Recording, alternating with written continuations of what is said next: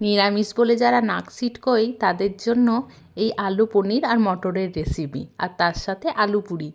নমস্কার সকলকে, আমার চ্যানেলের একটি নতুন ভিডিওতে আপনাদের স্বাগত জানাই।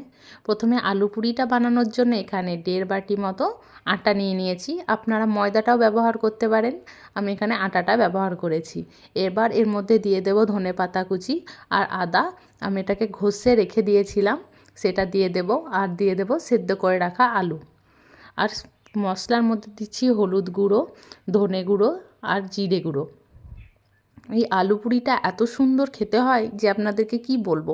আপনারা একবার অবশ্যই এই রেসিপি ফলো করে বাড়িতে ট্রাই করে দেখবেন। এবার দিয়ে দিচ্ছি 1/2 চামচ জিরে আর 1/2 চামচ জোয়ান। এবার এখানে আমি 1 বাটি টক দই নিয়েছি, এটা 1/2 বাটিটা এখানে ব্যবহার করব। টক দইটা দিলে লুচিগুলো একদম ফুলকো ফুলকো হয়ে ফুলবে আর খুব সফট হবে। অবশ্যই টক দইটা ব্যবহার করবেন। তারপর হাতে করে এরকমভাবে ভালো করে মিক্স করে নিয়ে অল্প অল্প করে জল দিয়ে একটা সফট ডো বানিয়ে নেব। এবার একটু একটু করে তেল দেব আর ময়দাটা আরও কিছুক্ষণ ভালোভাবে মাখিয়ে নেব। আপনারা যত ভালো করে এরকমভাবে মাখিয়ে নেবেন তত সুন্দর একদম মোটা মোটা হয়ে ফুলবে লুচিগুলো। তো অবশ্যই এরকমভাবে ভালো করে মাখিয়ে নেবেন। তারপর ঢাকা দিয়ে কিছুক্ষণ রেখে দেব। এবার এদিকে সবজিটা বানিয়ে নেব। তার জন্য কড়াইয়ের মধ্যে তেল দিয়ে দিচ্ছি। তেলটা গরম হয়ে এলেই যে পনিরগুলো কেটে রেখে দিয়েছিলাম সেগুলো ফ্রাই করে নেব। ওপর থেকে কালারের জন্য একটু হলুদ গুঁড়ো দিয়ে দিলাম, খুব সুন্দর কালার চলে আসবে পনিরগুলোতে। এখানে আমার পনিরগুলো ভাজা হয়ে গেছে, তুলে নিচ্ছি।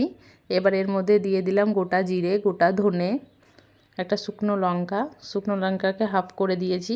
এবার সেই বাকি আদা ঘষে রাখা যেটা ছিল সেটা দিয়ে দেব, আর কেটে রাখা টমেটো।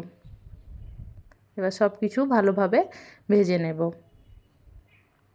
ওপর থেকে দিয়ে দিলাম লবণ আর অল্প চিনি। নিরামিষ রেসিপির মধ্যে একটু চিনিটা খুব ভালো লাগে, ফ্লেভারটা দিয়ে সব কিছু ভালো করে মিক্স করে নিয়ে টমেটোটা যখনই একটু গলে আসবে তখনই এর মধ্যে সেদ্ধ করে রাখা কড়াইশুঁটি আর আলু দেব। কড়াইশুঁটিটা অবশ্যই সেদ্ধ করে নেবেন, দিয়ে তারপরে হালকা একটু ভেজে নেব। এদিকে একটা মশলা তৈরি করে নিচ্ছি। তার জন্য একটা বাটির মধ্যে 1/2 বাটি জল নিয়ে 1 চামচ হলুদ গুঁড়ো, 1 চামচ ধনে গুঁড়ো, জিরে গুঁড়ো আর লঙ্কা গুঁড়ো দিয়ে ভালো করে মিক্স করে নিয়ে এর মধ্যে দিয়ে দেব। দিয়ে সব কিছু ভালো করে মিশিয়ে নিয়ে সবজিটা কিছুক্ষণ হতে দেব।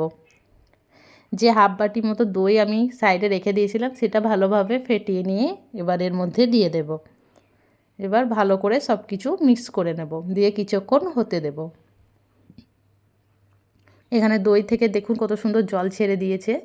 এবার ওপর থেকে ভেজে রাখা পনির দিয়ে দেব, আর দেব কাঁচা লঙ্কা, কেটে রাখা ধনে পাতা কুচি আর গরম মশলা। সব কিছু ভালো করে মিক্স করে নিলেই আমাদের পনিরের সবজি একদম রেডি।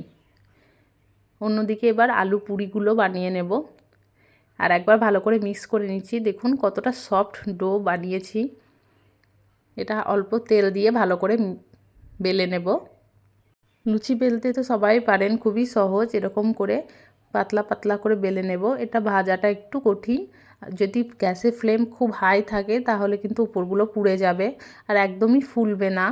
তো আপনারা মিডিয়াম রাখবেন, লোও না হাইও না, মিডিয়াম আঁচের মধ্যে এরকমভাবে ফ্রাই করবেন। আর উপর থেকে অল্প অল্প করে তেল দেবেন, দেখবেন মোটা মোটা হয়ে আলু পুরিগুলো ফুলছে আর খুব সুন্দর দেখতে লাগছে, আর খেতেও তো খুবই সুন্দর হয়।